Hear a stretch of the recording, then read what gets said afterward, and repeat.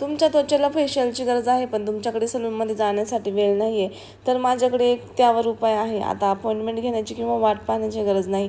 तुम्हाला हवे तेव्हा तुम्ही स्वतःची काळजी घेऊ शकता. येथे मी फेमचा hyaluronic lumi bright facial kit pure diamond plus hyaluronic acid वापरत आहे आणि खरंच सांगते, घरच्या घरी अगदी मिनी फेशियल केल्यासारखे वाटते. यात दिलेले आहे 7 स्टेप, ज्यामुळे त्वचेची पूर्ण काळजी घेतली जाते. स्टेप 1 क्लिन्झर, त्वचा खोलवर स्वच्छ आणि टवटवीत करते.